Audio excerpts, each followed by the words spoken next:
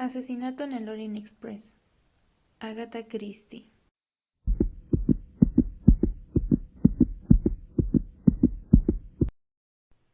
Capítulo 7. El cadáver. Seguido por el doctor Constantin, Pogu se dirigió al coche inmediato y al compartimiento del hombre que había sido asesinado. El empleado le abrió la puerta con su llave. Entraron los dos hombres, y Pogu miró interrogativamente a su compañero. ¿Han tocado algo en el compartimiento? No hemos tocado nada, y no moví el cuerpo al examinarlo.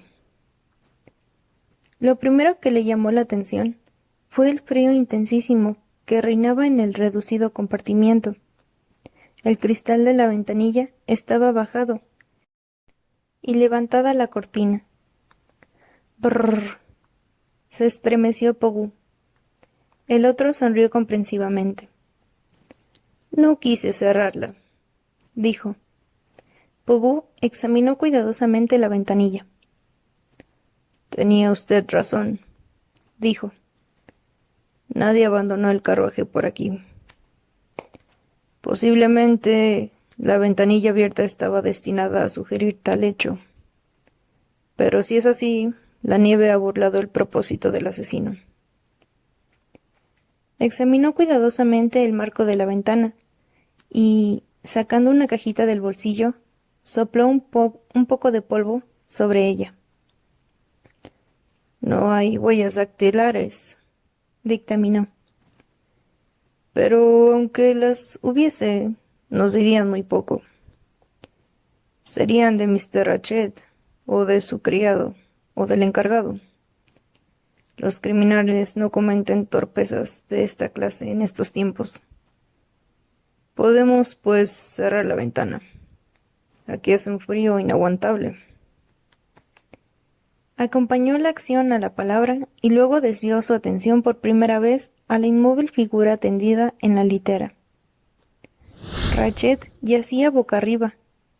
La chaqueta de su pijama salpicada de manchas negruzcas había sido desabotonada y echada hacia atrás. Comprenderá usted que lo tuve que hacer para ver la naturaleza de las heridas, explicó el doctor. Pogu asintió. Se inclinó sobre el cadáver. Finalmente se incorporó con un ligero gesto de disgusto. No es nada agradable, dijo. El asesino se ensañó de un modo repugnante. ¿Cuántas heridas contó usted? 12. Una o dos pueden calificarse de erosiones nada más, y 3 de ellas son mortales de necesidad. Algo la manera de hablar del doctor llamó la atención de Pogu. Le miró fijamente. El griego contemplaba perplejo el cadáver. ¿Qué encuentra usted extraño? Lo ha adivinado usted, contestó el otro. ¿De qué se trata? Vea usted estas heridas, dijo el doctor, señalándolas. Son profundas. Cada corte tuvo que comprometer vasos sanguíneos, y, sin embargo, los bordes no se abren. No han sangrado como cabía esperar. ¿Y eso indica? Que el hombre ya estaba muerto. Llevaba algún tiempo muerto cuando se las causaron. Pero esto es seguramente absurdo. Así parece, dijo Pogu pensativo. A menos que nuestro asesino se figurase que no había ejecutado debidamente su tarea y volviese para terminarla. Pero es manifiestamente absurdo. ¿Algo más? Solamente una cosa. ¿Qué? Vea usted esta herida, bajo el brazo derecho, cerca del hombro. Tome usted este lápiz. ¿Podría usted descargar este golpe? Pogu imitó el movimiento con la mano. Ya veo, repuso. Con la mano derecha es excesivamente difícil, casi imposible. Tendría uno que descargar el golpe del revés, como si dijéramos. En cambio, empleando la mano izquierda. Exactamente, Monsieur Pogu. Es casi seguro que ese golpe fue causado con la mano izquierda. De manera que nuestro asesino es zurdo. Sería demasiado sencillo, ¿no le parece, doctor? Como usted diga, Monsieur Pogu. Algunas de esas heridas han sido causadas, con toda evidencia, por una mano normal. Dos personas. Volvemos a la hipótesis de las dos personas, murmuró el detective. ¿Estaba encendida la luz? Preguntó bruscamente. Es difícil saberlo. El encargado la apaga todas las mañanas, a eso de las 10. Los conmutadores nos lo aclararán, dijo Pogu. Examinó la llave de la luz del techo y la perilla de la cabecera. La primera estaba abierta, la segunda cerrada. Bien, exclamó pensativo. Tenemos aquí una hipótesis del primero y segundo asesinos. Como diría el gran Shakespeare. El primer asesino apuñaló a su víctima y abandonó la cabina, apagando la luz. El segundo asesino entró a oscuras, no vio que lo que se proponía ejecutar estaba ya hecho, y apuñaló, por lo menos 2 veces, el cuerpo del muerto. ¿Qué piensa usted de eso? Magnífico, dijo el doctor con entusiasmo. Los ojos del otro parpadearon. ¿Lo cree usted así? Lo celebro. A mí me sonaba un poco a tontería. ¿Qué otra explicación puede haber? Eso es precisamente lo que me pregunto. ¿Tenemos aquí una coincidencia o qué? ¿Hay algunas otras incongruencias que sugieran la intervención de 2 personas? Creo que sí. Alguna de estas heridas, como ya he dicho, indican debilidad, falta de fuerza o de decisión. Pero hay otras como esta y esta, señaló de nuevo, que indican fuerza y energía. Han penetrado hasta el hueso. ¿Fueron hechas, en opinión suya, por un hombre? Es casi seguro. ¿No pudieron ser hechas por una mujer? Una mujer joven y atlética podría haberlas hecho, especialmente si se sentía presa de una gran emoción. Pero eso es, en mi opinión, altamente improbable. Pogu guardó silencio un momento. ¿Comprende usted mi punto de vista? Preguntó el otro con ansiedad. Perfectamente, contestó Pogu. El asunto empieza a aclararse algo. El asesino fue un hombre de gran fuerza. También pudo ser débil. Pudo ser igualmente una mujer, o una persona zurda, o una ambidiestra, o una... Ah, todo es gracioso. Pogu hablaba con repentino nerviosismo. ¿Y la víctima? ¿Qué papel desempeñó en todo esto? ¿Qué hizo? ¿Gritó, luchó, se defendió? Pogu introdujo la mano bajo la almohada y sacó la pistola automática que Rachet le había enseñado el día anterior. Completamente cargada, como usted ve, observó.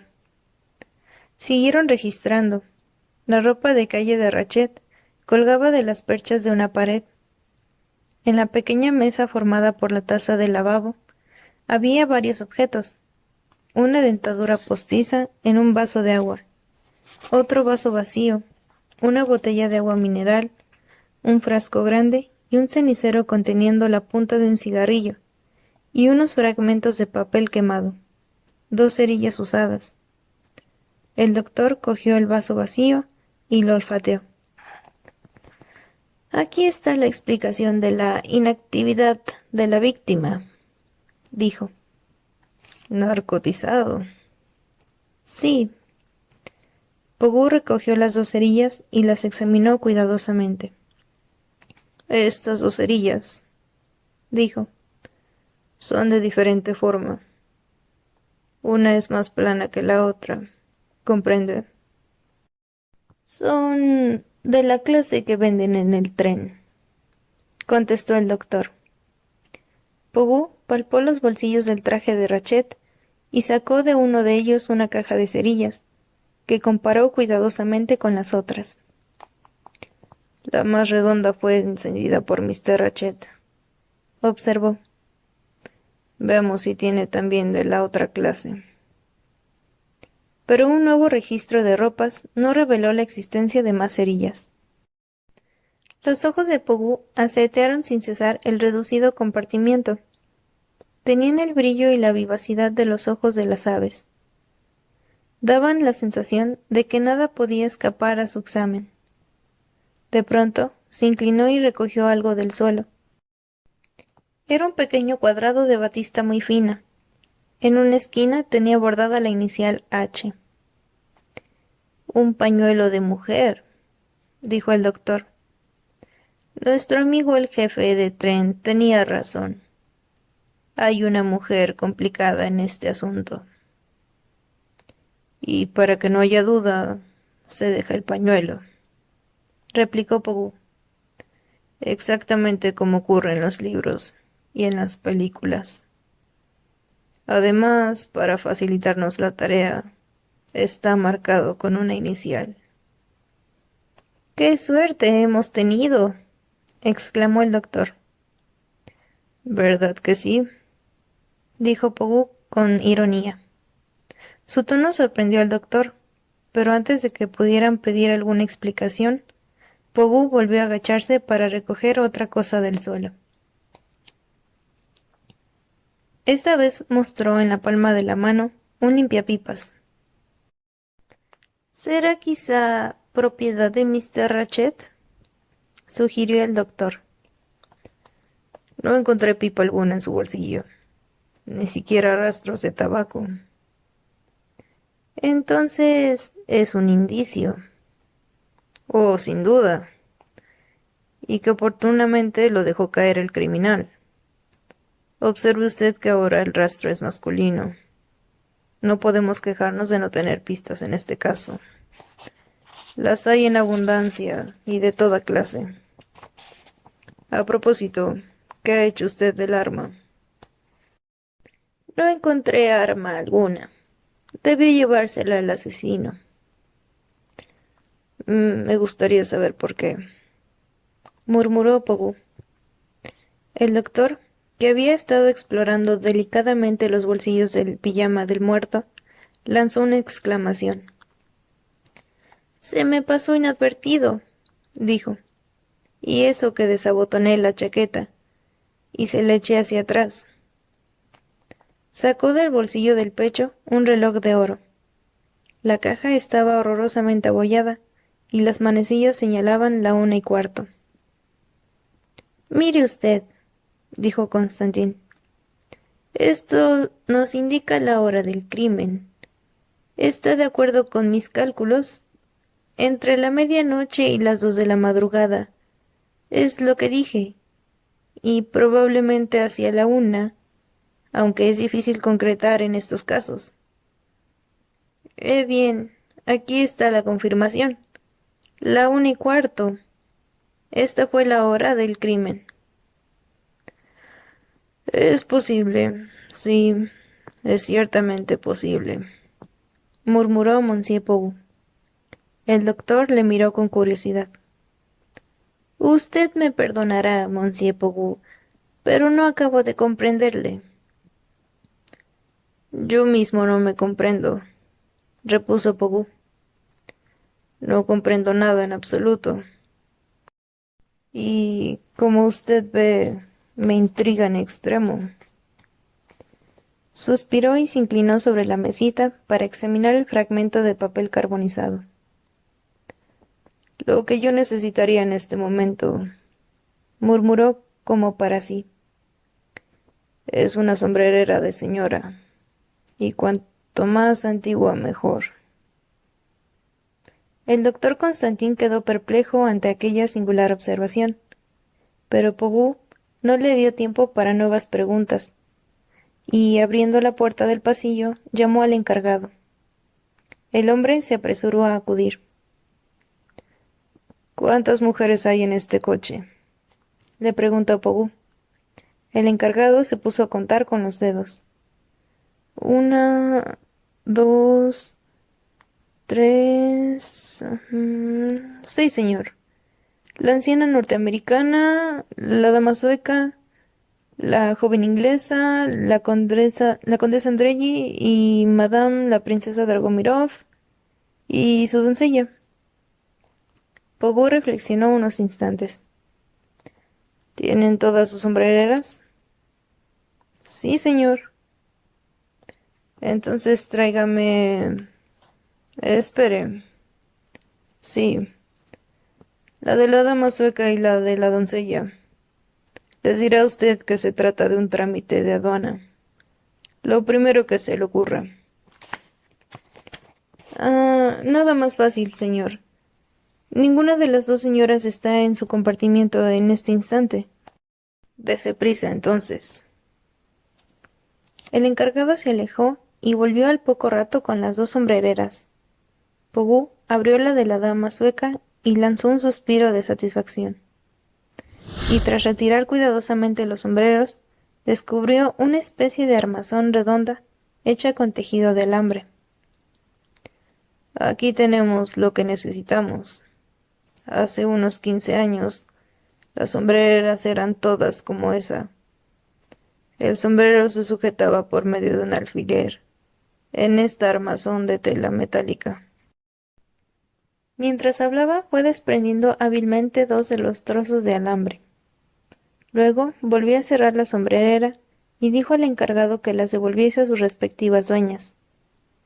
Cuando la puerta se cerró una vez más, volvió a dirigirse a su compañero.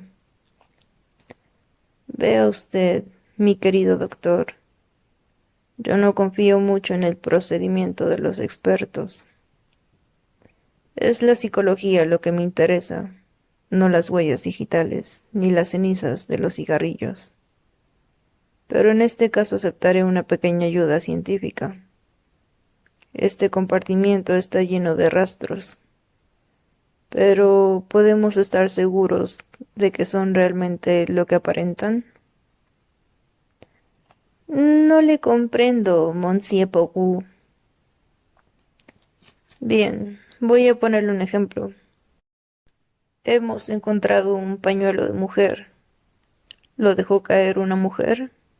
¿O acaso fue un hombre quien cometió el crimen y se dijo, voy a hacer aparecer esto como si fuese un número innecesario de golpes, flojos muchos de ellos, y dejaré caer este pañuelo donde no tengan más remedio que encontrarlo?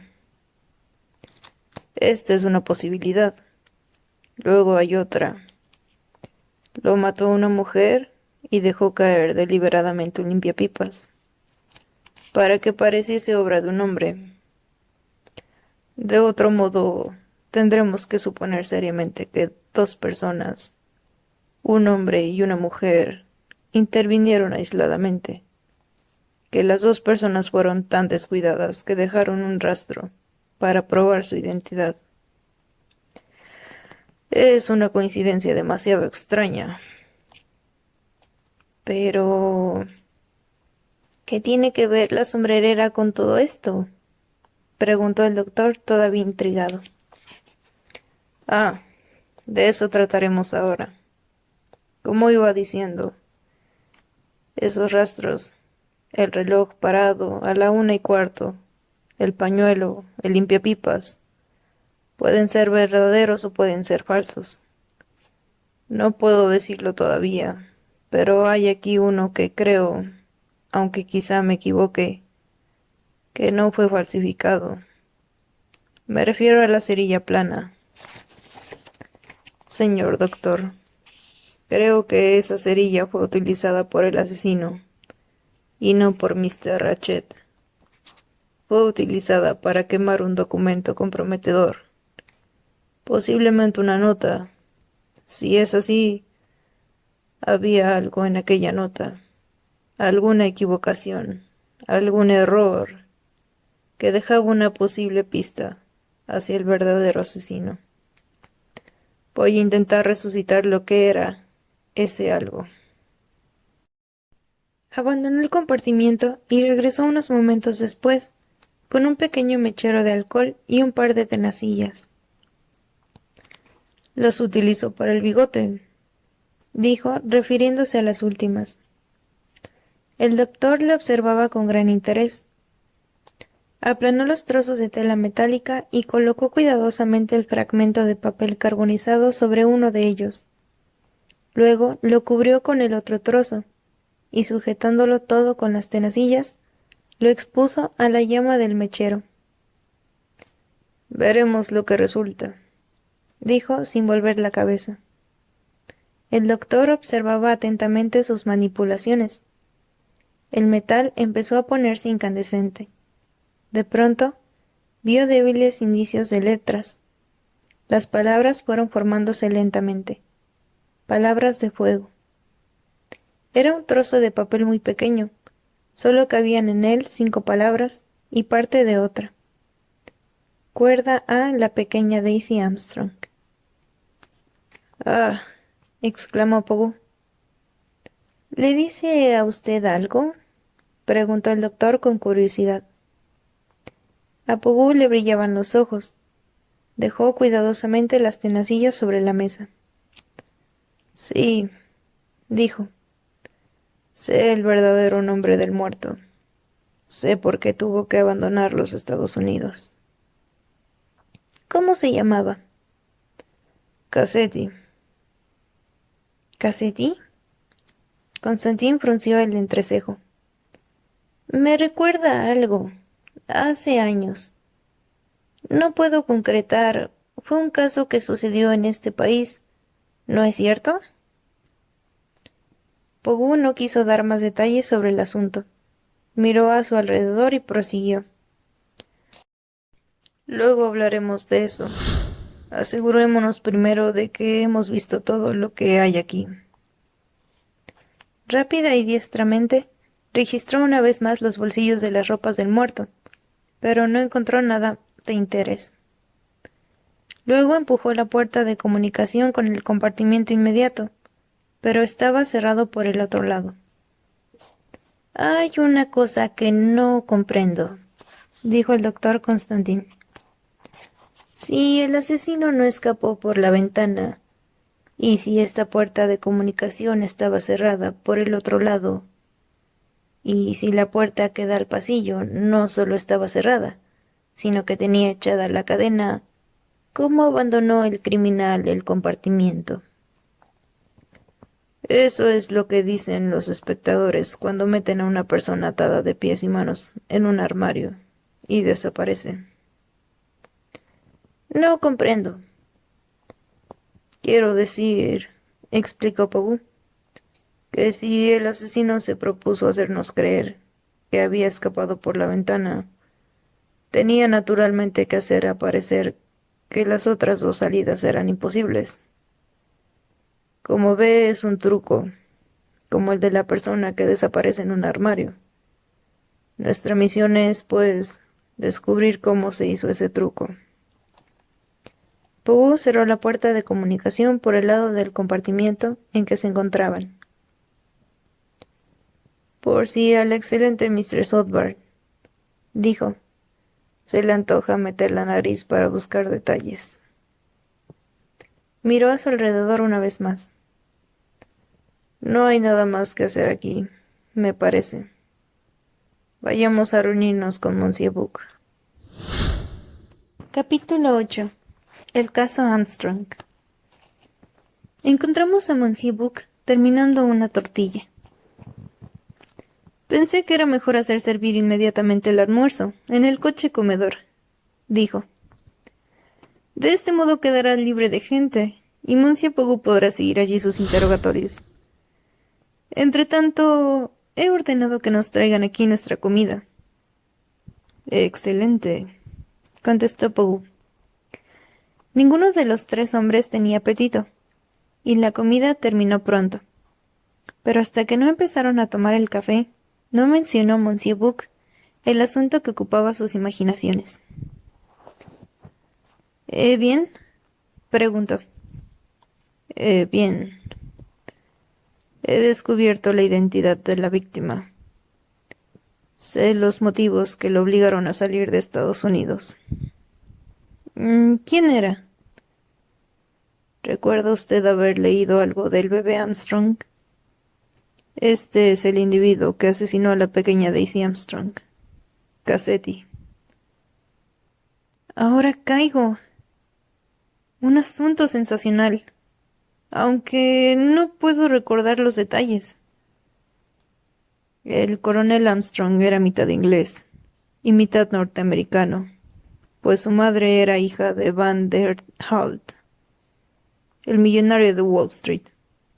El coronel se casó con la hija de Linda Arden, la más famosa trágica norteamericana de aquella época. Vivían en Estados Unidos y tenían una hija, una chiquilla, a quien idolatraban. La chiquilla fue secuestrada cuando tenía 3 años y pidieron una suma exorbitante como precio del rescate. No le cansaré a usted con todas las incidencias que siguieron. Me referiré al momento en que, tras haber pagado la enorme suma de $200,000, fue descubierto el cadáver de la niña, que llevaba muerta por lo menos 15 días. La indignación pública adquirió caracteres apocalípticos, pero lo peor fue lo que sucedió después. Mr. Armstrong esperaba otro hijo, y a consecuencia de la emoción, dio a luz prematuramente una criatura muerta. Y ella también murió. Desesperado, su marido se pegó un tiro. ¡Oh, qué tragedia! Exclamó Monsieur Buck. Ahora recuerdo que hubo también otra muerte, ¿no es cierto? Sí, una desgraciada niñera suiza o francesa. La policía estaba convencida de que aquella mujer sabía algo del crimen. Se resistieron a creer sus histéricas negativas. Finalmente, en un ataque de desesperación, la pobre muchacha se arrojó por la ventana y se mató. Después se descubrió que era absolutamente inocente de toda complicidad en el crimen. Jamás oí cosa tan horrible, comentó Monsieur Buck. Unos 6 meses después fue detenido este Cassetti, como jefe de la banda que había secuestrado a la chiquilla. Habían utilizado los mismos métodos en otros casos. Mataban a sus prisioneros, ocultaban los cadáveres y procuraban entonces sacar todo el dinero posible antes de que se descubriese el delito. Y ahora, fíjese en lo que voy a decirle, amigo mío. Cassetti era culpable, pero gracias a la enorme riqueza que había conseguido reunir y a las relaciones que le ligaban con diversas personalidades, fue absuelto por falta de pruebas. No obstante, le habría linchado la gente de no haber tenido la habilidad de escapar. Ahora veo claramente lo sucedido. Cambió de nombre y abandonó Estados Unidos. Desde entonces ha sido un rico gentleman que viajaba por el extranjero y vivía de sus rentas. ¡Ah, qué animal! Exclamó Monsieur Buck. No lamento lo más mínimo que haya muerto. Estoy de acuerdo con usted. Pero no era necesario haberle matado en el Orient Express. Hay otros lugares. Pogu sonrió ligeramente. Se daba cuenta de que Monsieur Buck era parte interesada en el asunto. La pregunta que debemos hacernos ahora es esta, dijo. ¿Es este asesinato obra de alguna banda rival, a la que Cassetti había traicionado en el pasado, o un acto de venganza privada? Explicó el descubrimiento de las palabras en el fragmento de papel carbonizado. Si mi suposición era cierta, la carta fue quemada por el asesino. ¿Por qué? Porque mencionaba la palabra Armstrong, que es la clave del misterio. ¿Vive todavía algún miembro de la familia Armstrong? No lo sé, desgraciadamente. Creo recordar haber leído algo referente a una hermana más joven de Mistress Armstrong. Pogu siguió relatando las conclusiones a que habían llegado él y el doctor Constantin. Monsieur Buck se entusiasmó al oír mencionar lo del reloj roto. —¿Eso es darnos la hora exacta del crimen? —Sí, han tenido esa amabilidad —dijo Pogu. Hubo en el tono de su voz algo que hizo a los otros mirarle con curiosidad. —¿Dice usted que oyó a Rached hablar con el encargado a la 1:20? Pogu contó lo ocurrido. —Bien —dijo Monsieur Buck—, eso prueba al menos que Cassetti, o Rached, como continuara llamándole, estaba vivo a la 1:20. A la 1:23, para concretar más —corrigió el doctor. Digamos entonces que a las 12:37 Mr. Rached estaba vivo. Es un hecho, al menos. Pogu no contestó y quedó pensativo, fija la mirada en el espacio. Sonó un golpe en la puerta y entró el camarero del restaurante. El coche comedor está ya libre, señor —anunció. —Vamos allá —dijo Monsieur Buck y se levantó. —¿Puedo acompañarles? —preguntó Constantin.